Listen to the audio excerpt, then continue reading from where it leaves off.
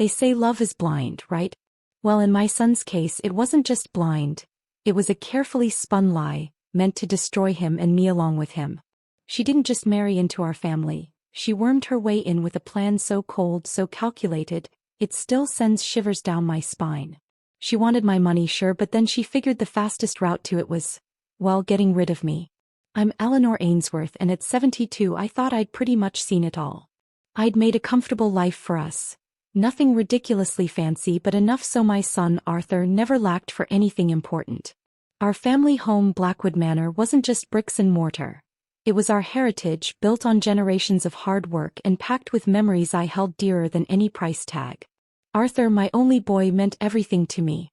He was kind, maybe a bit too trusting, which probably came from the gentle upbringing I tried to give him after his father died too young. He's a good man, a successful architect, but his heart? Bless him, it was often a little too open for its own good. Then Lydia appeared. She blew into Arthur's life like some dazzling, unstoppable hurricane. She was beautiful, no doubt about it, with a smile that could charm anyone and a way about her that just pulled people in.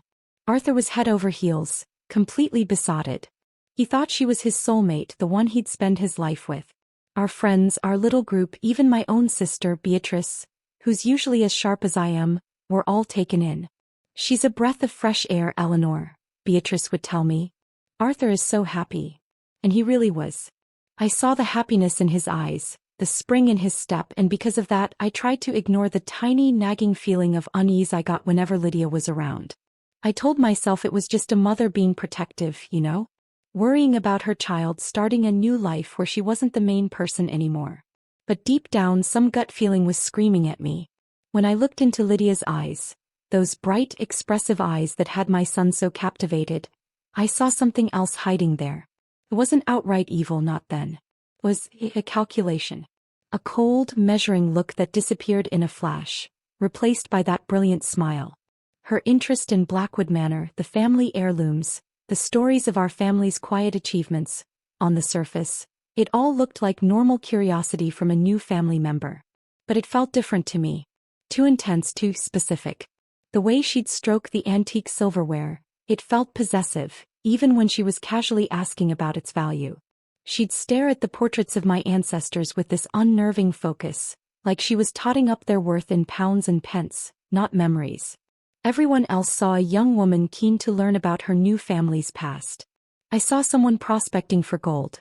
This unsettling fixation on my estate, as I later put it to my lawyer, started pretty much from day one, all hidden under a layer of sweet interest. I tried to say something gently at first.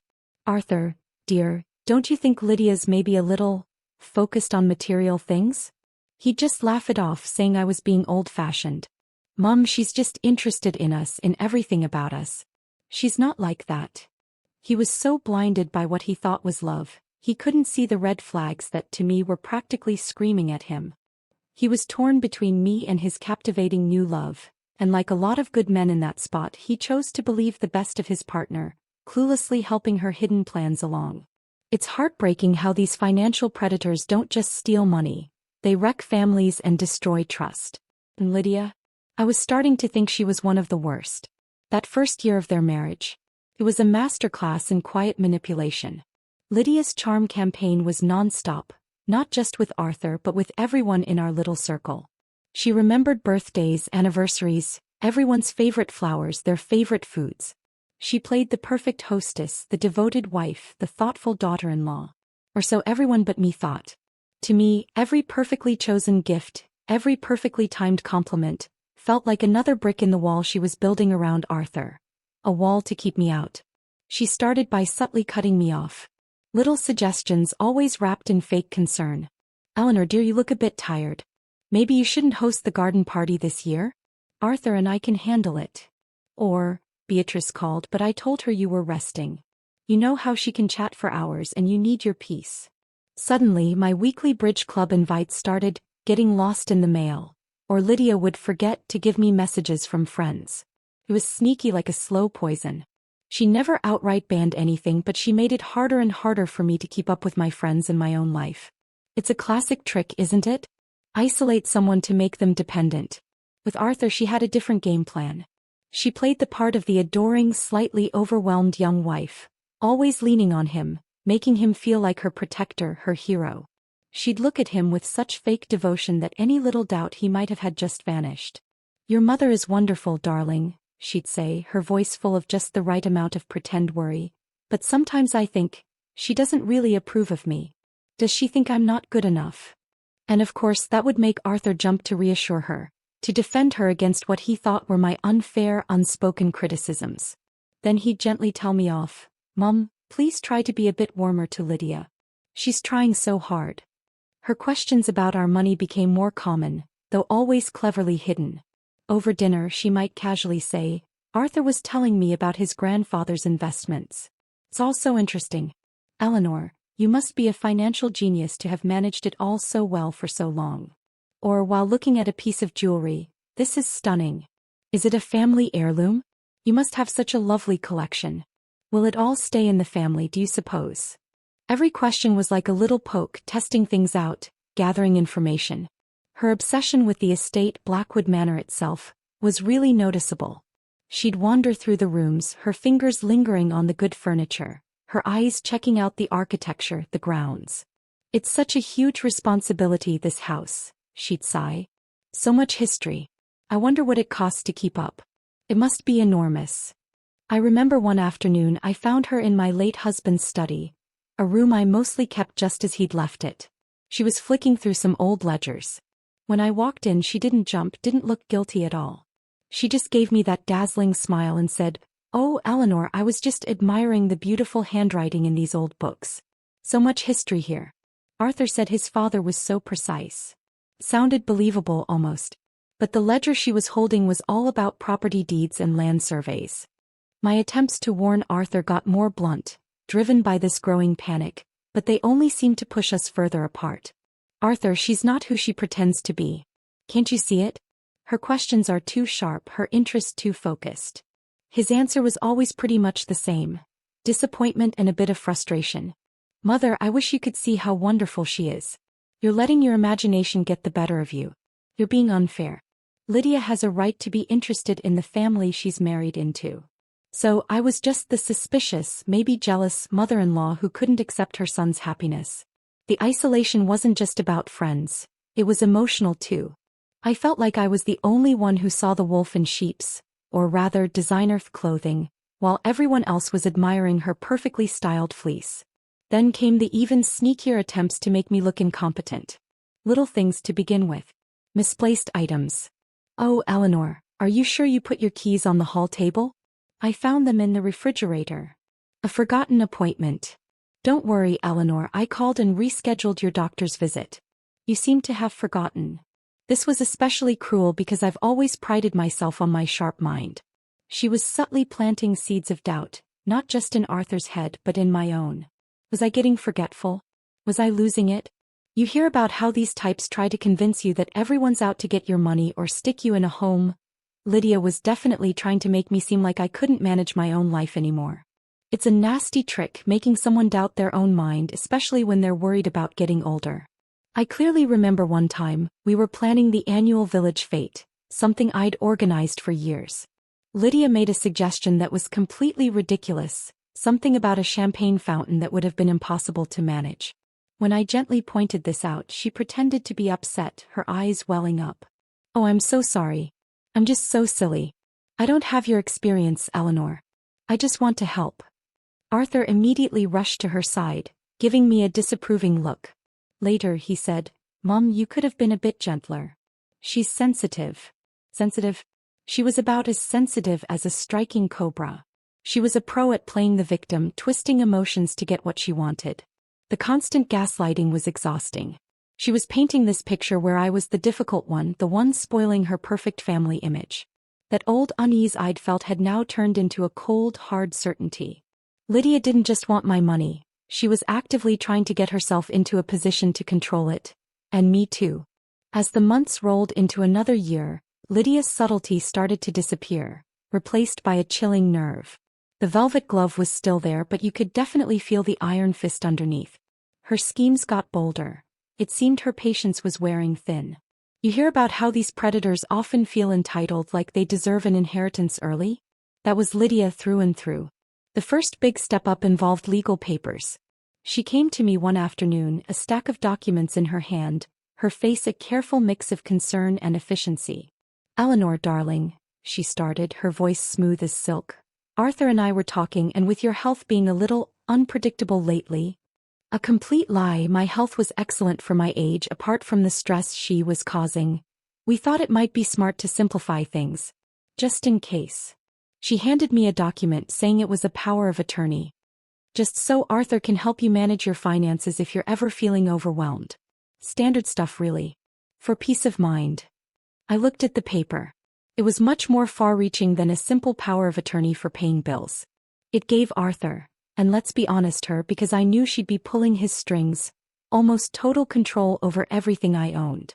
I felt a chill even though it was a warm afternoon. "Lydia," I said, keeping my voice as steady as I could, "I appreciate your concern, but I'm perfectly capable of managing my own affairs. And my lawyer, Mr. Davies, helps me with anything I need." Her smile didn't slip, but her eyes went hard for just a split second. "Of course, Eleanor. Just a thought. We only want what's best for you. That pressure to sign things without really getting them? That's a classic sign someone's trying to take advantage." Next, she tried to get her hands directly on my finances. She started suggesting joint bank accounts. "It would be so much easier, Eleanor, if Arthur and I could help you with your larger bills straight from a joint account. Less for you to worry about." I politely but firmly said no every time, reminding her about my long-standing arrangements with my bank and lawyer. Oh, it was met with that same sickly sweet smile and a hidden suggestion that I was being untrusting or difficult. She even tried to get Arthur to talk to me about adding her name to the deed of Blackwood Manor. "It's our home too, in a way, isn't it, darling?" she'd coo to him loud enough for me to hear. "It would make me feel so much more secure, so much more a part of the family." Arthur, to his credit, was reluctant about this, but her constant pushing was obviously getting to him. He'd come to me sounding unsure. "Mum, Lydia was wondering about the house." And I'd have to firmly explain yet again that what happens to my estate is for my will, and my will alone, to decide. She also started to subtly act like my essential caregiver, even though I needed very little help. She'd fuss over me, bringing me cups of tea I hadn't asked for, fluffing my cushions, offering to read to me. "You mustn't tire yourself, Eleanor," she'd say, her voice dripping with fake concern. I figured out later this was all to set up a potential caregiver claim. She was creating this story that she was giving up her time and energy for me, a debt she'd no doubt expect to be paid back from my estate. The nerve of it was astounding. She was faking a need that just wasn't there. One incident really stands out. I had a valuable diamond brooch, a gift from my late husband. I kept it in a secure safe, but Lydia knew about it. She'd admired it a few times. One morning I went to the safe to get it for a charity lunch and it was empty. Panic hit me for a second, then cold suspicion. I confronted Lydia as calmly as I could manage. She pretended to be shocked and deeply concerned. "Oh, Eleanor. How awful. Are you sure you know where you last put it? Sometimes things get misplaced." Her eyes were wide with innocence, but I saw a flicker, a tiny, almost invisible spark of victory in them. I called Arthur, terribly upset. Lydia, of course, was right there beside me, the perfect image of supportive sympathy. "We must call the police, Eleanor. This is terrible," she insisted. I paused, a gut feeling telling me this was a trap. If the police came and the brooch wasn't found, what then? Would they think I was just a confused old woman who'd lost her own jewelry? Or worse, would they suspect the staff? Lydia was almost too keen on getting the police involved. Later that day, after a frantic search, Arthur found the brooch. It was hidden inside a book on a low shelf in the library, somewhere I'd never ever put it. Lydia cried out with relief. "Oh, thank goodness. You see, Eleanor, it was just misplaced.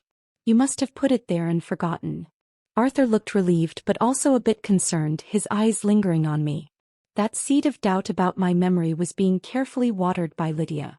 I knew with a chilling certainty that she had taken it and then arranged for Arthur to find it. It was a test, a way to see how I'd react, to push her story that I was losing my mind. It was after that whole brooch thing that I knew I couldn't just play defense. I had to get ahead of her. I felt more and more alone. Arthur was too caught in her web, and my friends, though supportive, couldn't really grasp how sneaky this all was. So I started writing everything down. Every weird comment, every suspicious move, every time she tried to get me to sign something or give up control. I kept a detailed journal hidden safely away. I also put in a small hidden security camera in my private sitting room. That was the one place Lydia seemed to like to chat with me, often trying to get information or push me into something. I needed proof, something solid to show Arthur, to show anyone, that I wasn't just some paranoid old woman. You hear stories about how hidden evidence can bring out the truth, and I was determined to have it.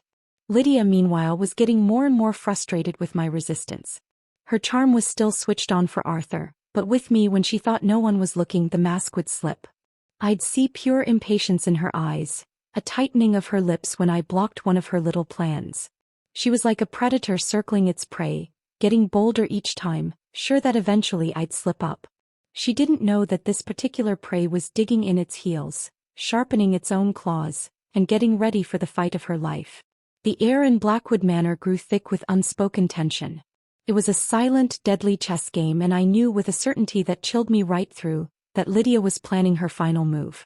The autumn leaves had turned gold and red, a beautiful mask for the ugliness that was about to happen. Lydia's frustration had been bubbling under the surface for months. Me refusing to sign over assets or change my will was a constant irritation for her. I knew she wouldn't give up, but even in my worst nightmares, I hadn't really understood how truly wicked she was, the sheer evil she could do. Her grand plan to get rid of me was far more twisted than some simple, clumsy accident. It was designed to be slow, sneaky, and in the end impossible to trace back to her. I'd been having some mild dizzy spells, more annoying than anything serious, something my doctor, Dr. Alistair Finch, said was due to an inner ear problem. He'd given me medication which helped. Lydia naturally knew all about this. She'd made it her business to know every little thing about my health, always pretending to be so caring. She'd often bring me my medication, a glass of water in her hand, looking all sympathetic. "Here you are, Eleanor. You must take these regularly. We don't want you having another dizzy spell, do we?" One evening, Arthur was away on business, a 2-day conference up in Scotland. It was the perfect chance for Lydia. That afternoon she'd been especially attentive, almost sickeningly so. She insisted on making my evening tea herself, bringing it to me in my sitting room. "A special blend," she said, smiling, "to help you relax." I drank it, not suspecting a thing. It tasted a little more bitter than usual, but I didn't think much of it. A few hours later the room started to tilt. Not the usual mild dizziness, but a violent, confusing spinning. A wave of sickness washed over me, and there was this crushing weight in my chest. My heart began to pound like crazy. This wasn't like before. This was terrifying. I tried to stand up to get to the phone, but my legs just gave out. I remember hitting the floor, the antique rug feeling surprisingly rough against my face. My vision blurred. I could hear Lydia's voice, sounding like it was miles away. "Eleanor? Are you all right? Oh dear, you look terribly unwell." Through a fog of pain and confusion, I saw her standing over me. There was no concern in her eyes this time. Only a cold, detached look, a chilling satisfaction. She didn't run for the phone. She just watched me. And then she said, her voice barely a whisper, "Such a shame. Another one of your spells, I suppose. Perhaps this one will be the last." That's when it all clicked into place with horrifying clearness. The special blend of tea. Her knowing about my medication. Arthur being conveniently out of town. She wasn't just hoping I'd die, she was actively trying to make it happen. She must have messed with my medication or maybe added something to the tea, something that would react terribly with my prescribed drugs, making it look like a really bad dizzy spell or a heart attack. Something that would seem like a natural, if tragic, result of my age and what she called my frailty. It's shocking how easily elder abuse can be hidden by someone pretending to be a caring relative. She was banking on my death looking like it was due to my known health problems. But Lydia had made one massive mistake. She underestimated my will to live, and she underestimated how prepared I was. Even as the world spun around me, a rush of adrenaline, of pure, furious anger, cut through the confusion. I was not going down without a fight. With a huge effort, I fumbled in the pocket of my dressing gown. My fingers found the small panic button Dr. Finch had made me carry after my first dizzy spell. It connected straight to a private emergency medical service and also sent an alert to his personal pager. Lydia's eyes widened a little when she saw it. "What are you doing?" she hissed, stepping closer.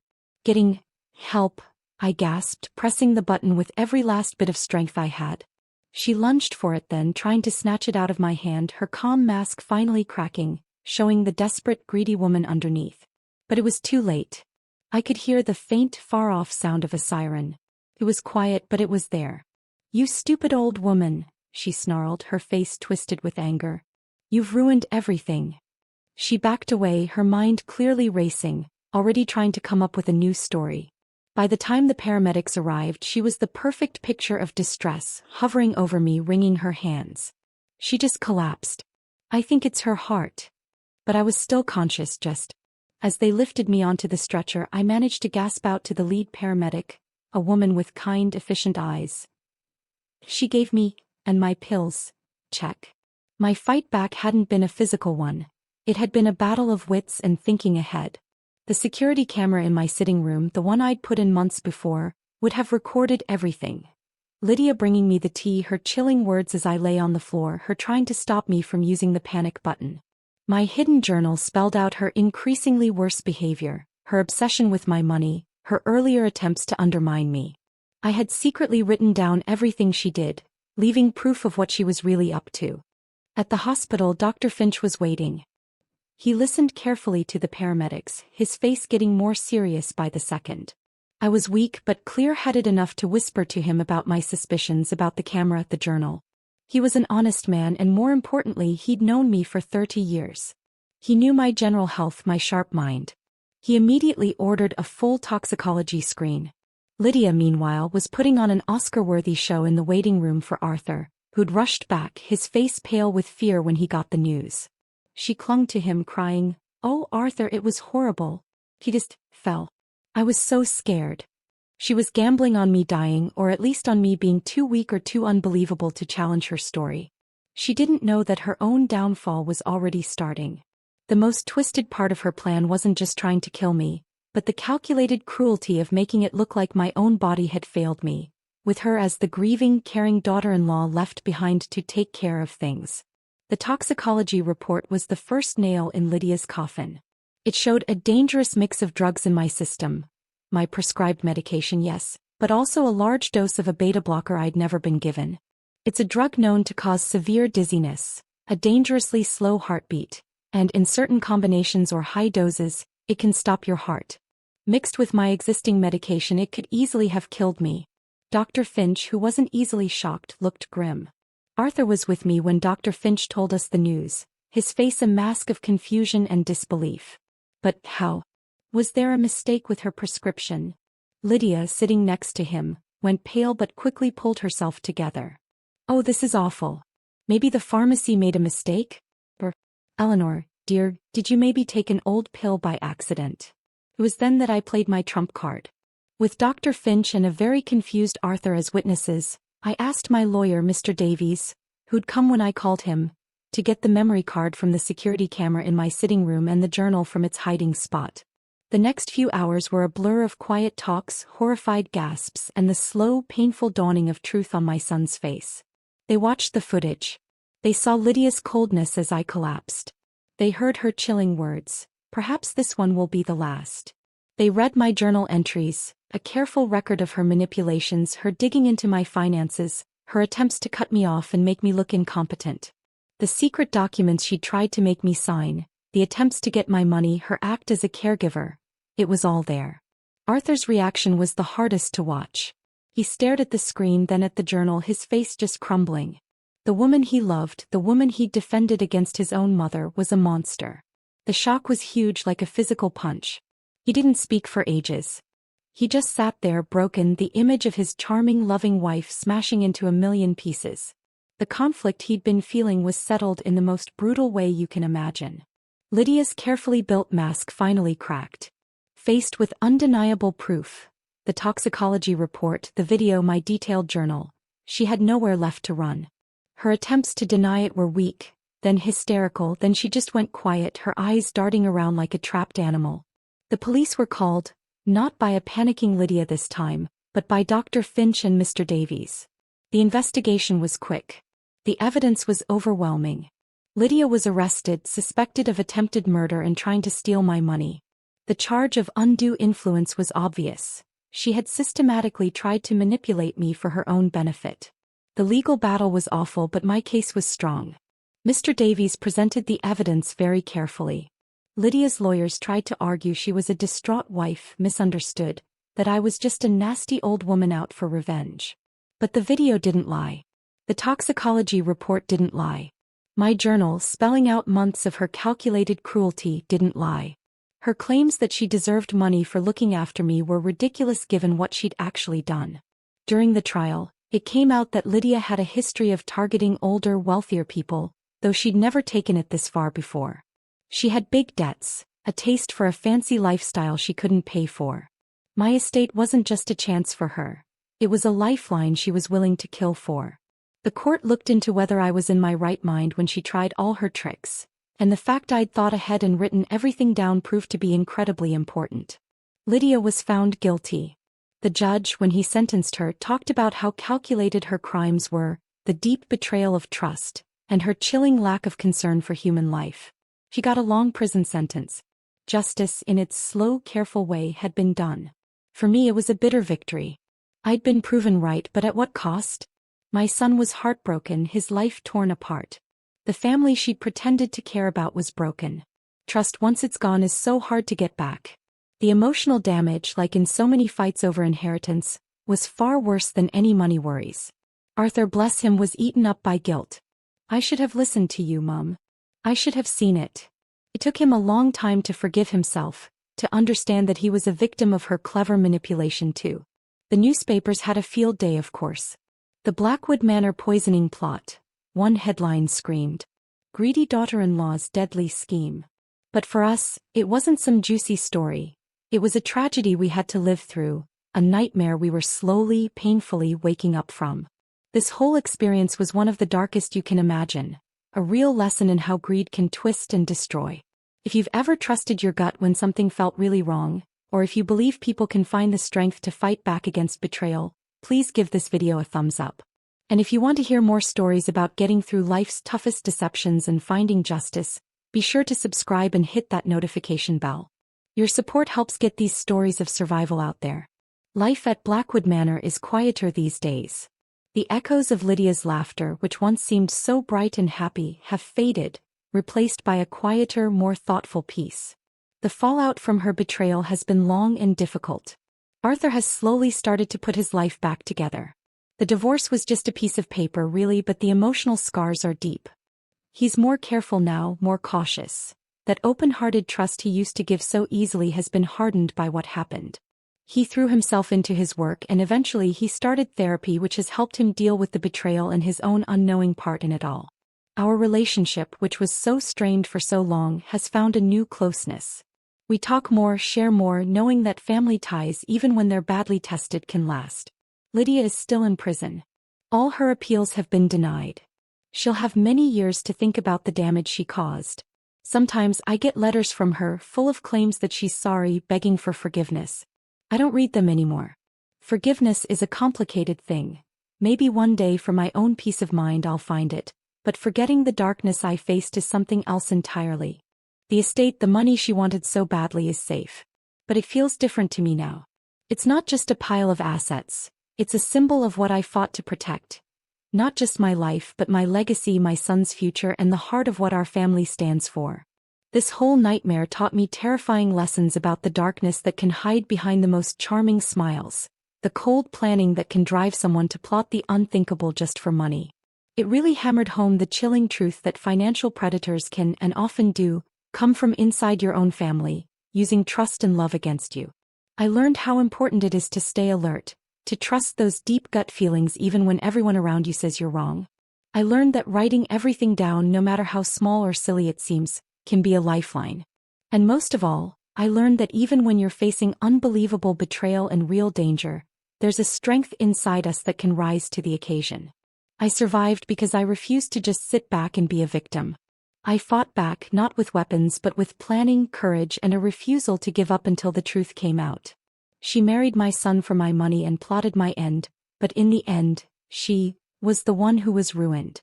And I am still here, a little scarred, a lot wiser, but definitely not broken.